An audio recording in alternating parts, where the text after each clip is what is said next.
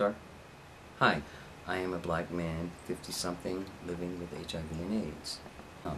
I was involved in several risk-taking relationships. I'm a homosexual. I was with a guy that was very promiscuous. At the time, in the 70s, he visited bathhouses, which are places that gay men go to have public sex. I'm a monogamous person, so I really wasn't like a whore or something like that.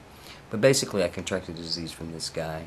Since then, there's a lot of things that had happened. I was diagnosed in 1987. I went to donate blood at one of the local blood banks and walked in, donated blood, and then a couple weeks later I was called back.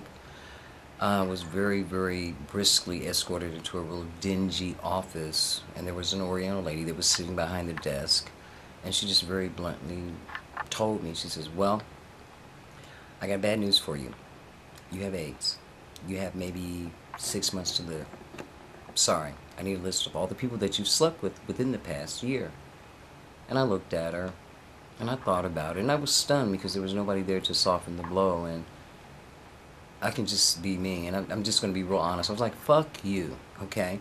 And I got up and walked out. It was a very hard pill to swallow because at that particular time during the 80s, there was no cure, there were no medications, there was only like one med, and usually anybody that contracted the disease, they were gone within a year. So anyway, to make a long story short, I've piddled through life. I didn't take medication from 1987 until 2003. I was ill.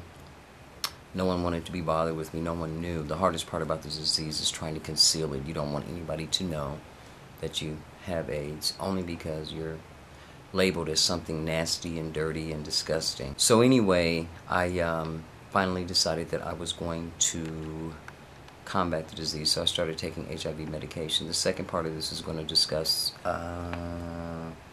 AIDS and how it affects your life.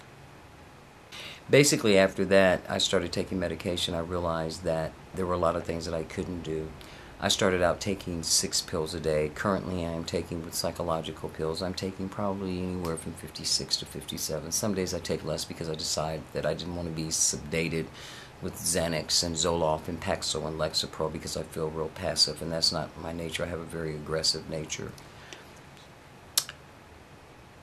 You're scaring me. So anyway, on the medication, there's just a lot of things that you can't do. You can't jump up and leave. Some days you can't get out of bed. There's many a days that I just don't have the energy to get out of bed.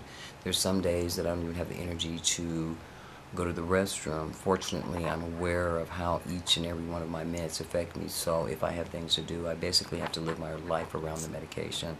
Unfortunately, it's not really a happening thing, but if you're alone and you're gay and people are afraid of you, it's something that you have to do to survive. Basically, the life-altering things about the disease is that sometimes people are afraid of you. Sometimes people don't want to be around you. I've had some family members, when I go to their house, I have a very specific chair that I sit in that is completely covered in plastic. I eat off of styrofoam, plastic, paper, whatever.